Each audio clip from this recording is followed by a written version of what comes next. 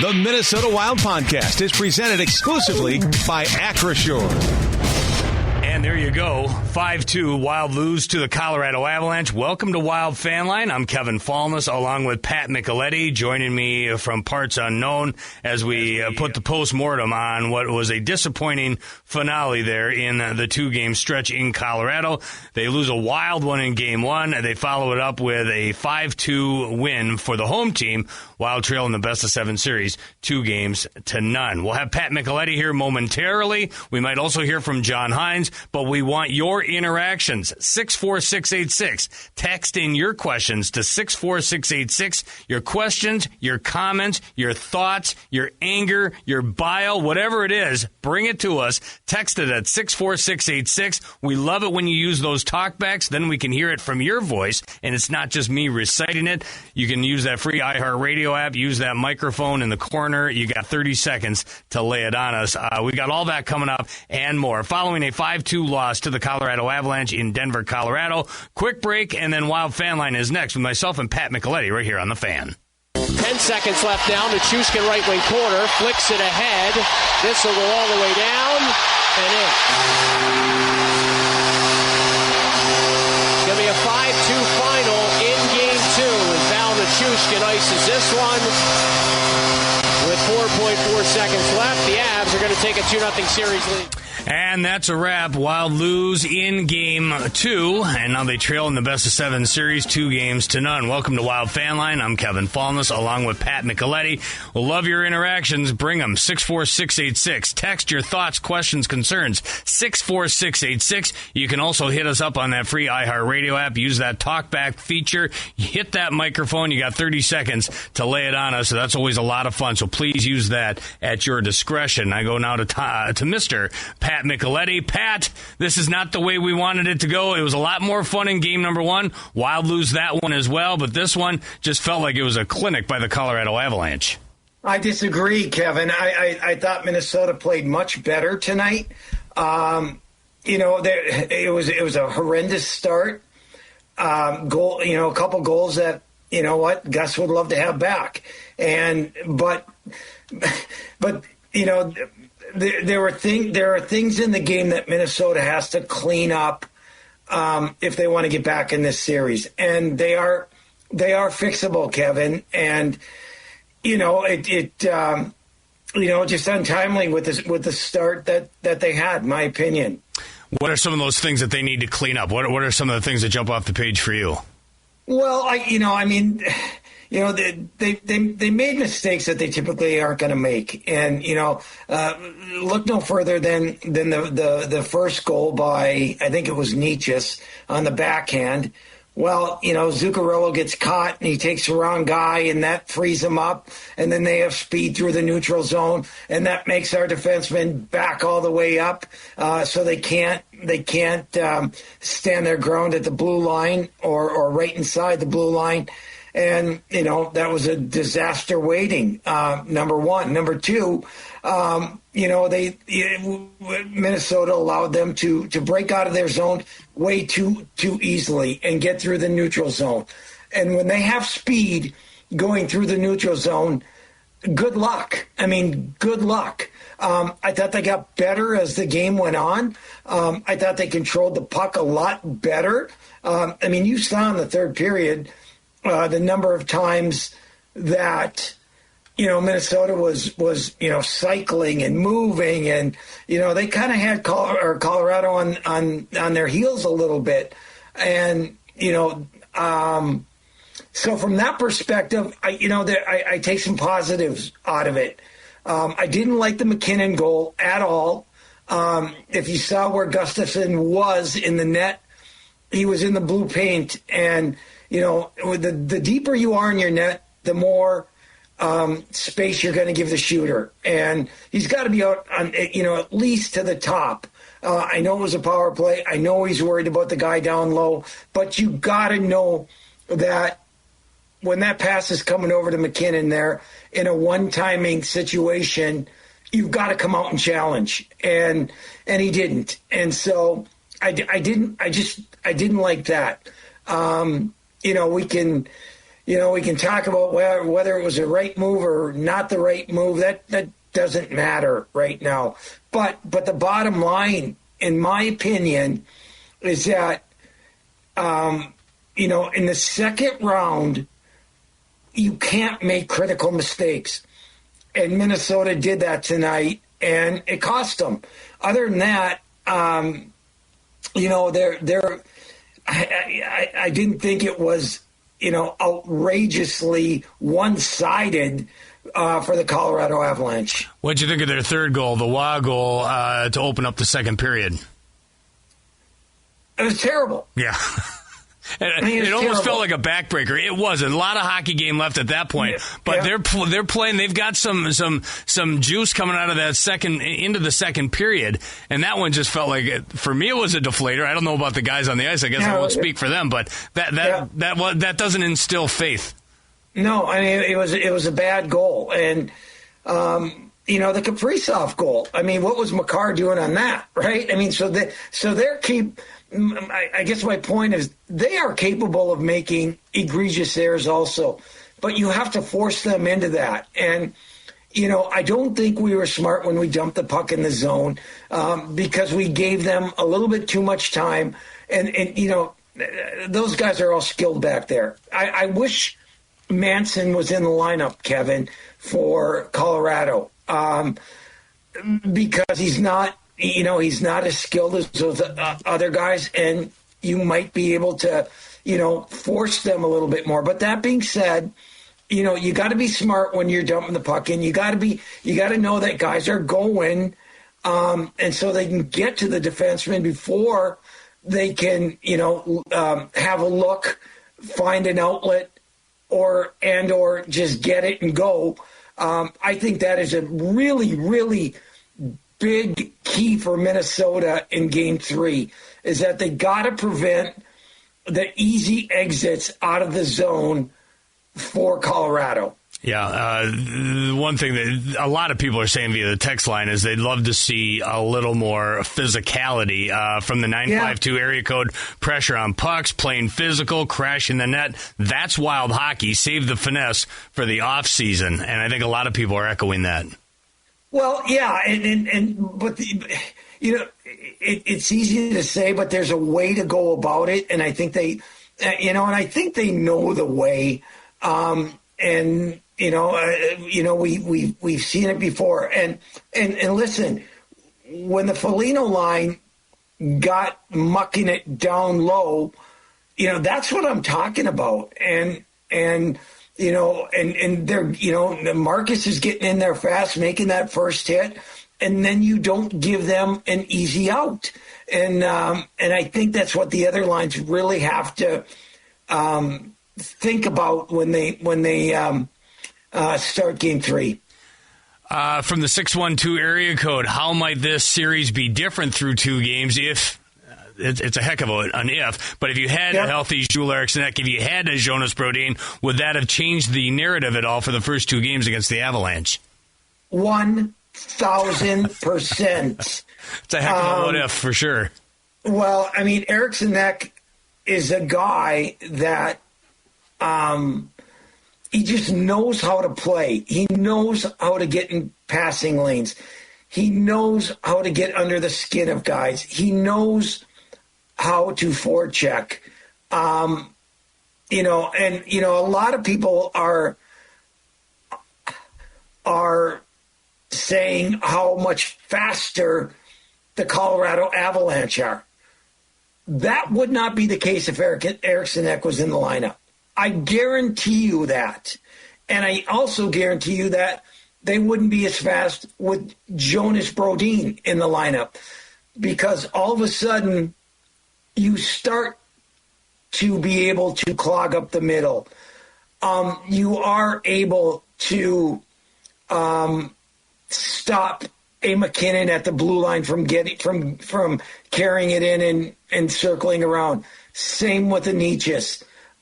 It makes a huge difference. These two are sorely, sorely missed in this playoff round. From the 763 area code, I quote, seemed ballsy and a backfire for Hines to go with a cold goalie who wasn't playing well last time he did play. Does Pat agree with that thought pattern that it might not have been, in hindsight, might not have been the best idea to go to a cold Volstead, a cold Gustafson who hasn't played in 3 weeks? Yeah, I didn't like the move, Kevin. I didn't like it this morning when I first saw it. But that's a decision that they made, okay? And, it's the game's over now, right? And so what do they do for game 3? I think they'll go back to Volstead. I think so, too. Yeah, and but, we can sit and him and Ha and play – the quarterback and quarterback coach and all that kind of stuff. But, that's what they went with. And you move on to game 3. I get it, though. This game's over. 100%. I get the decision, though. I didn't have a problem with him giving him a mental and a physical break. That was a grind of a 6-game series against Dallas. Game 1 was a free-for-all. He ended up giving up 8 goals and didn't look razor sharp. Maybe he just needed a mental and a physical reset. We're not inside that goaltender room. We don't know what Freddie Shabbat said. We don't know what John Hines said, what Gustafson or Volstead. Maybe Volstead asked for it. Maybe he didn't. But regardless, he didn't get the start in game number 2. I can't imagine a scenario where he's not between the pipes on Saturday night, Pat. No, I agree with you, Kevin. I think he'll be back. And you're right. We don't know what was said. And so the decision was made. They went with it, and now and this game is over, and now you move on to game 3. By the way, disturbing trend here for Philip Gustafson, which is why they turned to Volstead in the first place. Had lost his last 2 starts of the regular season, had dropped 4 of his last 6 decisions, and gave up 25 goals in the process. It didn't get any better tonight. And now, again, no. I'll agree with you. He wasn't the only problem for the Wild tonight, but he didn't help either. And it's a disturbing trend here. The sample size isn't just one game.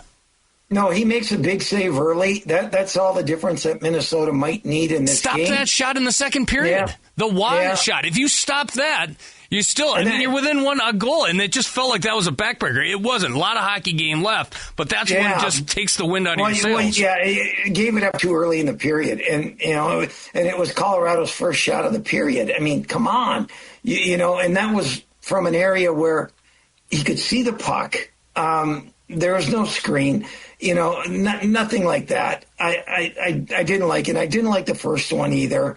And I didn't like the McKinnon goal. So that's 3 of the 5 that I didn't like personally. In about 5 minutes or so, we'll bring you the post-game comments of John Hines. He only talked for about 3 minutes, but I am interested to see what he saw from the game, what he saw from Philip Gustafson, and some other things, too. So I would like to get to that in a little bit, but we'll continue taking your text from the 701 area code. Says, honestly, really not that worried. They dropped 2 straight in the Dallas series as well and responded in a big way. Don't expect anything different here either. I like that glass half full approach, Patrick, and it sounds like you echo that. Well, yeah, I'm not putting, come on. Yes, I know this is not the regular season, but, they beat them 2 out of 3 in the regular season. And so, if you think that, oh my God, how are we going to beat these guys? Then you shouldn't play. They believe that they can win this series. I still think it's going to go. I think it's going to be a long series, Kevin. And so there's things that they have to clean up. They know what they have to clean up, and I expect them. I expect them to win on Saturday, Kevin. I really do. From the 321 area code, how big is this break? We know what a grind it's been for this team. They ended up in, and I'm not making excuses, but they ended up in Colorado after playing on Thursday. They played on Sunday, then they play again on Tuesday. How big is this break just to kind of catch their collective breath before hitting the stage on Saturday night in St. Paul?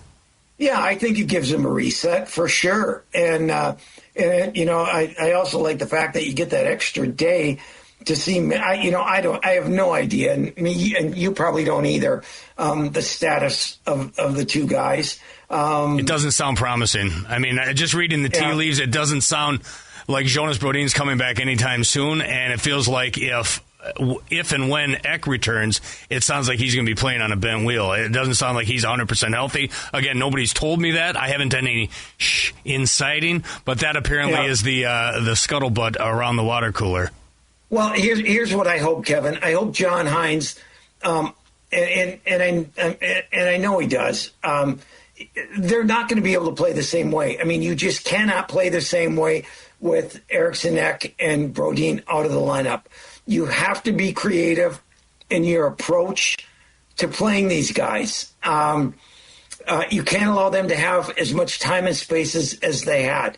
When they can go through the neutral zone. And that being said, I think Minnesota was as the game went along, got better at that. I really do. It wasn't as what's the word I'm looking for? Noticeable in the second and third period. The one thing I do think Minnesota has to do a better job of, they can't be one and done. And that means, fighting a little harder for pucks, fighting a little harder for rebounds. You can't have one shot and then the puck's out of the zone. It's got to be a little bit better in that area. And that's the other part about this is I don't think either of us were huge believers in Scott Wedgwood coming into this series. He was a very good goaltender tonight, but the Wild didn't exactly make it really all that difficult on him. I'd like to see more of that. Like, I see Ryan Hartman camped out in front of him, but I want to see McCarron out there. I want to see some other of those big bodies create problems for him in front of his crease, and I don't think you saw enough of that. Well, you're dead on, Kevin, and look at the size of their decor. Other than Burns, I guess Taves, but Taves isn't an overly physical guy. No. But you got Malinsky, you got Makar, and you have Blankenberg. You have to take advantage of their size, and they're not going to be able to move a Foligno, McCarron, Sturm. Even Boldy and, even Hartman, they're not going to be able to outmuscle those guys. And I think you're spot on by that comment. From the 651 area code, how the heck can the refs not call a penalty in the third when the ref gets punched and then he uses the ref as a screen to punch Boldy right in the kisser? Why not a penalty there? And how about the McKinnon shot on Boldy into the boards? Charging, boarding, pick one in the latter stages of regulation. Well, Boldy did punch Kelly. Yeah, he did. Right, he did. And so that could have been the first penalty. And then it could have been coincidental, and they didn't call either. I was fine with it. It looks dramatic when Boldy goes down, no question about it. I thought maybe the punch that Kelly threw that hit the official may have been one that they would have said, no, not happening. Right? That linesman just absorbed it, too. I was very impressed with his steel chin. Yeah, well, I know. Yeah, he just kind of, let's move on. Been there, done that, right? So, A couple of people also ask about the hit on Boldy. He was a couple of, maybe a foot away from the boards, and he goes shoulder, face first in there, and McKinnon's a big guy, and he's a load. So no question. He also crumpled Quinn Hughes on a very legal check. But what did you think about the hit on Boldy in the corner there? Man, I was 50-50 on it. Was Boldy a little low going down or not? I can't recall exactly. Did McKinnon... Was it from behind? Did he hit him on the shoulder? That it's really a tough call to make. I don't know, Kevin. What'd you think? I didn't like it. I would have liked to have seen a call there, but it doesn't make any difference. There's no use crying over it. The other one I didn't like was the Zuccarello tripping call when Laakkonen basically tripped over his broken stick. Unless something happened before that I didn't see, it looked like he tripped over Zuccarello's broken stick, and then Zuccarello goes to the box. Well, what about the other one I want to ask you about? Because I'm not listening to the TV call. No idea what they're saying on the broadcast. But the Nazem Kadri coming around the net, and he gets a high stick call in his favor. He's saying that Tarasenko got him up high, I think. The replay that I saw, I didn't see one up close, but it looked like it was his own stick that hit him in the mush. Did you see that one? No, it was Tarasenko. It was Tarasenko, so that's a good call. You don't have a problem with that one? Well, I sometimes I hate those calls because there was no intent. Tarasenko, yes, he got it up high. He was going for a poke check, and he gets his stick up high. But there was no intent to hit him in the face. And so sometimes I don't like those calls. But by the book, you call it. Okay. I don't know. Yeah. If you're looking at it from the rule book perspective, but no, I don't like some of those calls. I think some of those calls are ticky-tack. For the most part, I thought the officials did a fine job tonight. All right, we'll get back to your text. We'll get to your talkbacks, all that other good stuff. But real quick, let's go back to Ball Arena one last time. I want to check in with John Hines. He addressed the media. It lasts about 3 minutes. Let's join him in progress. 5 on 5. Right there. The analytics show that. But special teams just seem to be your undoing right now. How imperative is it for you to fix both the power play and the penalty kill right now? Yeah, it's important. I would agree. I think 5 on 5, we did a lot of good things tonight. Special teams need to be better. With the power play, so you had Faber on that top unit last game. This time you had Hartman there in next spot. Like 6 shots in the first period. How do you feel overall about that? What they're doing so far with the power play? Well, I thought the first power play we had was really good. We did everything but score. And then the other one wasn't what it needed to be. So it was kind of 1-1 in that situation. You guys obviously are playing Hughes and Faber a lot. I'm curious, does the scheduling and the off days coming up make you feel more comfortable with leaving him out there 28 minutes a night, or is it just kind of the necessity of where things are at? No, I think it was for tonight. Obviously, there's a 3-day break, so those guys can handle a lot of minutes.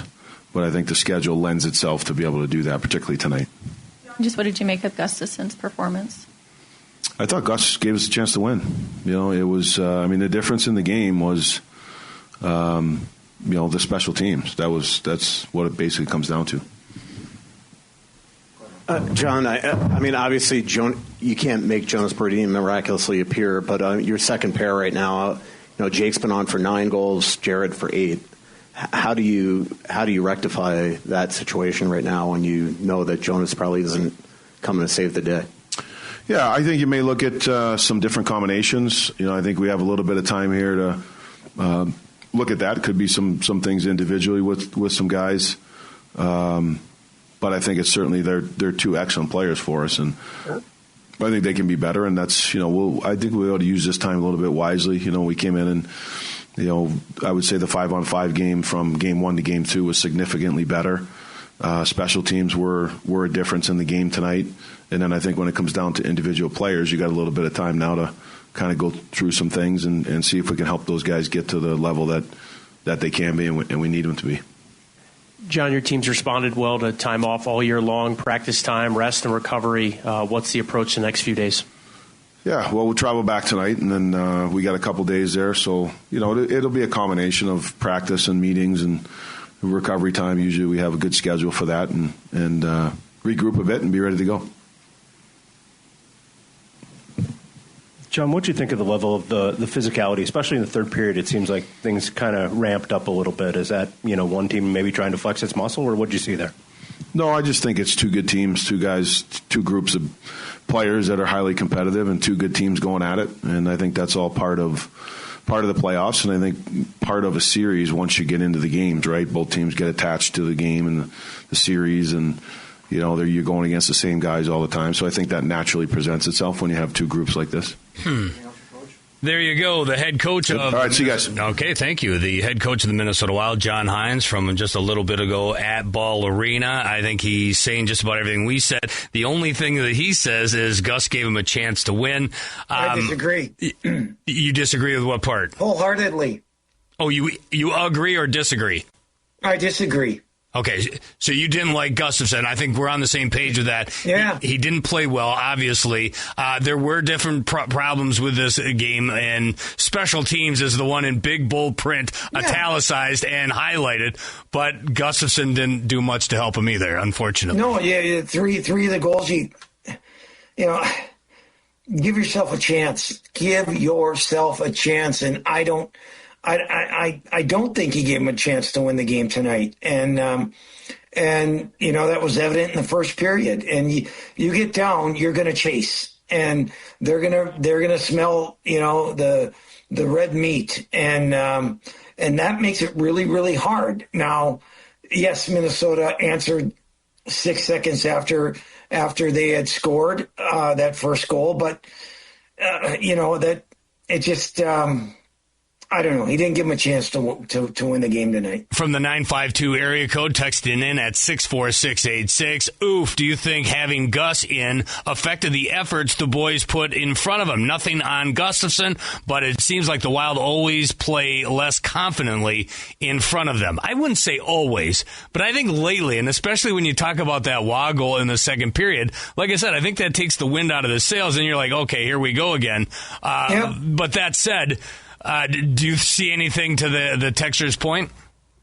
Well, as a player, you gotta fight through it, and you can't say, you can't play the blame game. You as a player, and you as a team that is not in the net, have to keep playing and not worry about a bad goal given up or whatever the case may be. And it easier said than done sometimes, but you got to do it. You got to do it. And for the most part, I think they did. There were times in the game where Minnesota played pretty good. It's just to me, there's little things, and I know they'll probably go over them, that can give themselves a better chance to win the game. And like I said before, you just can't, you cannot make little mistakes. You have to be, every shift has to be one of importance. And if you take a little break, you're going to get burned. Yep. And especially when you're playing a team of the ilk of a Colorado Avalanche. There's a reason both these teams are in the second round. Yeah. That's a hell of a team they got on the other end of the ice. Let's talk a little defense. 763 area code says Brodin can have his foot, so he's offering that up. If Brodin, whatever he's got going on with his lower body injury, I think it was a blocked shot that took him out of the lineup. So the 763 area code is going to give it to him. Guys that are available on the ice from the 612 area code wants to talk about number 5, and that too is a lightning rod via the text that I'm getting at 64686. Jake Middleton, his quote has been terrible this series, has been on the ice for most of the goals, turnovers, and just terrible on the PK. What's going on with Jake Middleton, Pat Micheletti? I think he's lacking a little confidence in his game, and I don't know. I started to see that, Kevin, after the Hughes trade, where all of a sudden he wasn't in that top 4. He kind of got settled into a 5 and 6 role and was just kind of, I don't know, lowering his game, if that makes sense, not playing with the passion and aggression that he had been, because we've seen Jake Middleton play pretty damn good. Yeah, especially with Spurgeon. When he was in the top 4, Kevin, if you recall, he was early in the year, he was playing pretty good, and I just think something. I don't know if it was internally, like he felt it was a demotion, and he carried that, and he just started just playing instead of really not playing. You know what I mean? Yep. And so, I'm guessing. Okay, I'm guessing. Because we really don't know what's going on with him.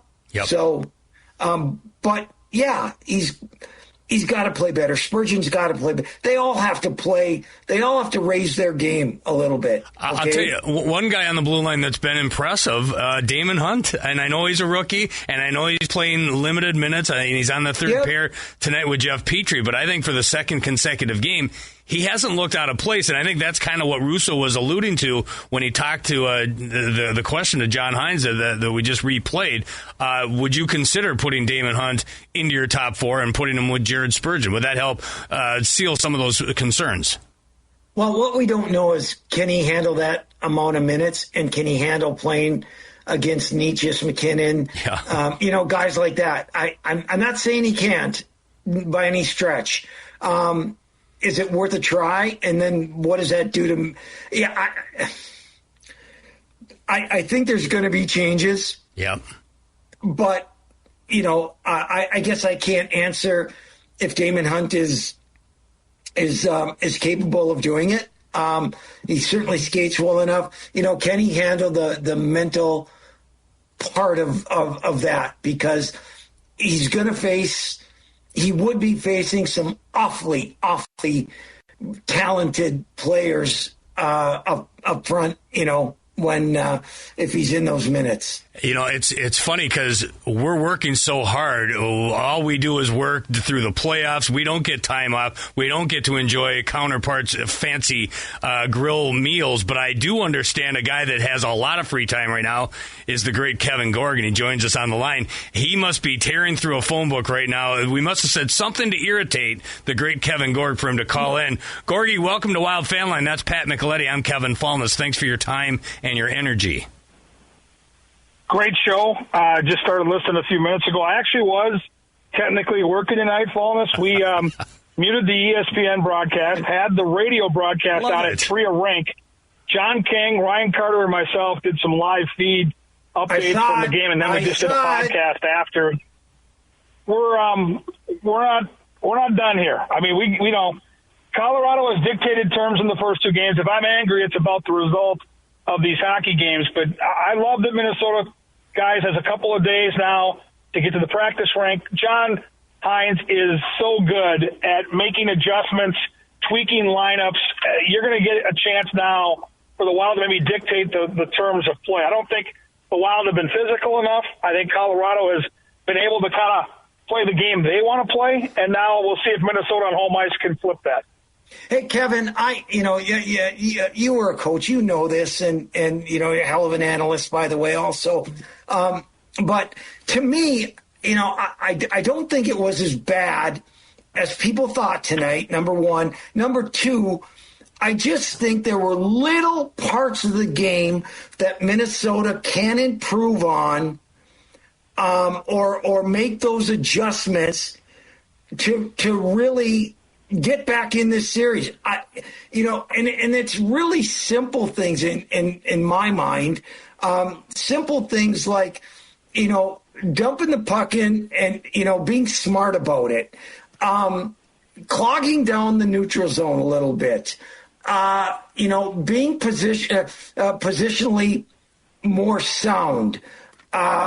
Little things like that I really think can change the way this series is going right now. I agree. There's some details that need to be adjusted to. I think if you would have told John Hines when he headed on the airplane to Denver a few days ago that his team was going to score 8 goals in the first 2 games, I think he would have taken it and thought he'd at least get a win. And so that's the tough part for me is, Minnesota had that great rally in game 1, got to that 5-4 lead, gave up the power play goal. And I thought tonight, a couple of back-breaking power play sequences for Colorado. It's not just the penalty kill, but Mick, Kev, you guys both realize how much that can dictate a team's confidence, momentum within a game.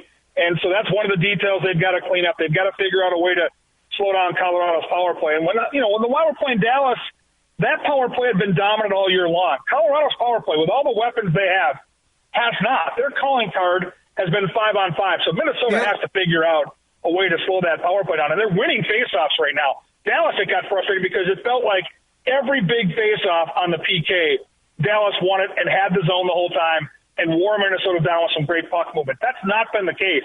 The Wild have had chances to clear the puck. They've won faceoffs. McCarron's been awesome on the dot. I thought Urov was really good tonight, so they're not that far away. But you hit the nail on the head. Hey, I hated 3 goals tonight. I hated 3 of the goals that were scored on Gustafsson tonight. And I hated 2. 3 for me on the McKinnon goal. And correct me if I'm wrong, but you cannot be in the blue paint there. You absolutely cannot, because as a shooter, you get more you get more net to look at. And I thought he should have come out. It should have come out and challenged him. You know that pass is coming across, especially as hard as it was, and McKinnon's going to one-time that. I believe as a goaltender, you got to read that and at least give yourself a chance. He had no chance at stopping that puck on that one. The first goal I did not like at all, and then the what was the Wah goal? The goal early in the second. I get it. That was the I mean, come on. Yeah, you cannot. I do. I feel for Gus because there was going to be some rust. I don't, Kevin. I don't. If you thought there was going to be rust, then the wrong goaltender probably played, right? You can't afford rust at this point in time. You work him back into game situations over the course of this break leading into Game 3 if it's called upon, or if something happens in Game 2, you put him in. John Hines said to the media, Kev, Gus gave us a chance to win. Pat Micheletti vehemently disagrees with that. Where do you stand? Somewhere in the middle. He didn't have his best stuff, clearly, and I was talking with Alex Stalock during the game. He FaceTimed in to talk to us, and he said, you can practice all you want at the NHL level. If you don't get game time, you're going to need game time to get back to where you need to be. So I'll trust Stalock because he's a guy that, in a lot of times in situations in his NHL career, was a terrific goalie, but he was an off-the-bench guy. He was a backup guy a lot, and so he knows about not playing for a couple of weeks. I think it's awfully difficult. That's the roll of dice that you make as a head coach. And John Hines also talked about a young guy in the Wall of St. Paul that played the final regular season game, was brilliant, played 7 straight playoff games. And whether he thought it was mental or physical, he mentioned it a couple times this morning in his presser after skate that he thought there was some fatigue creeping into his game. So he wanted to give him a chance to take a step back. I assume that Jesper will be back in goal on Saturday. I think he's had a chance to get back out there. Yep. And I believe that this series is far from over, but I think it really comes down to Saturday. I don't believe the Wild are going to win a series down 0-3 against the best team on the planet. You win that game Saturday, you get back out there and get to your physical game, you get a couple of big penalty kills. I think Colorado's done a great job on Minnesota star players. I think they've done an awesome job defending Faber and Hughes. They've done a really good job, for the most part, keeping Kaprizov and Boldy to the perimeter. I know Kirill got that goal that kind of was in transition right after Colorado netted the first goal of the game, but they have really made it hard for Minnesota's go-to guys to get to the middle of the rink, and that's an adjustment that Hines and the Wild will need to make here. Yeah, I mean, hey, let's not kid each other. Minnesota can beat this team, and, you know... and anyone thinking they can't be, I think, is off their rocker. Minnesota can score. To me, it's just about cleaning a few things up in their game. There's no doubt. You missed the 2 sweets. It is very significant. Eriksson Ek adds so much to this team, as does Brodin. And you know what? I think, with that being said, I think they have to play a little bit a smarter game, because they can't play the same way they played with those 2 guys out of the lineup. I just don't see it. But so we'll have to see what comes to fruition on Saturday. Well, and I know I think you guys both understand this, and Falness as well as anybody, for the amount of time you've been around this St. Paul area come playoff time. We've been craving warm weather, shorts, jerseys, crowd buzzing. Saturday, you're going to get that. You're going to get a big party in St. Paul. They're going to have a jumbotron outside the building. They're going to have all the bars and restaurants buzzing. You're going to have a crowd down there that's just itching to make a difference. It's everything, right? Like, you've been waiting for this, and these Wild fans have been so great, packing that building all year long. These are the nights you live for, man. You live for opportunities like this, where Minnesota gets the last change. Minnesota has been a resilient team all year. Down in the game, down in a series, high-pressure position like Game 4 in the first round against Dallas. This group has responded. So as Minnesota sports fans, as hard as it is to do, because we're a beat-up, psychological mess of a fan base, you got to come to that rink with the expectation that you're going to see greatness and you're going to see a team respond. And I believe it. I'm coming down there looking forward to taking it all in, because I believe this team left that rink extraordinarily frustrated, knowing that they left money on the table, 100%. Couple of breakdowns, couple of tweaks. Colorado's good. They got the last change. They played their style. All right, you get back Saturday and hit the reset button, and I think we're going to have a completely different feel to the hockey game. Gorgie, what a pleasant surprise this was. You're driving home from Trio Rink, and you give us a holler. Really appreciate your contributions here to Wild Fanline. Thank you, sir. It's great to be a part of the radio team, Kev. You guys have a good rest of the night. Can't wait to see you both on Saturday. You bet. There he is, Kevin Gorg, doing a great job for everyone and anyone, and he'll be down here on Saturday night. So, too, will Pat Micheletti. I'm just going to ask you one quick one, Pat. If you're making changes to the forward group, do you bring in a Bobby Brink? Is this the opportunity for Hunter Haight, or is it too early in the week to talk about any of that? I think it's too early. I would like to see Haight get a chance. I know you want to see him. I like his speed, and I think he'd be a tweak that Colorado didn't expect. So I'd give him a shot. I can't wait to talk to you. We got Beyond the Pond on Saturday morning, and then an extended pregame at 7 o'clock on Saturday night. You going to be ready for double duty? Let's do it. Awesome. Patrick, enjoy your evening. Thank you. Thanks, Kevin. The great Pat Micheletti, and that's going to do it for Wild Fanline. Following Game 2, the Wild fall short. They lose 5-2 to the Avalanche, and now they're down 0-2 in the best-of-7 series. What does that mean? Now they come back to St. Paul. Game 3 on Saturday night. You better buckle up. Like I said with Pat, we got Beyond the Pond from 10 to noon on Saturday morning, and that's followed by an extended pregame, 7 o'clock Saturday night. Network joins at 7:45. Puck drop somewhere in the neighborhood of 8 o'clock, and it's going to be a blast. If you don't have tickets and you want to take in the fun, of course you can listen on the radio, but there's a free outdoor viewing party on West 7th in between 5th and 7th Street in St. Paul. Get more information at wild.com/playoffs. Free and open to the public. Get your butt down to St. Paul. Get inside the arena, or at the very least, listen to Joe O'Donnell and Tom Reed bring you all the play-by-play action. Special thanks to Halvey. Thanks to Max Fuller. Hootie-hoo! And thanks to Pat Micheletti and Kevin Gorg. This has been another edition of Wild Fanline. Keep it real there, Wild fans. We're going to get back in the hunt come Saturday night, and you'll catch all the action right here on KFAN. This is the radio home of the Minnesota Wild.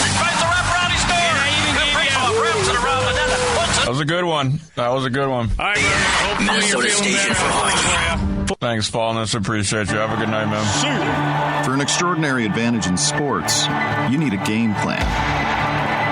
For an extraordinary advantage everywhere else, all you need is Acrisure. With a high-tech human approach to insurance, cybersecurity, and more, Acrisure helps you take care of what you care about. That makes winning easy. See what Acrisure's extraordinary advantage can do for you at Acrisure.com.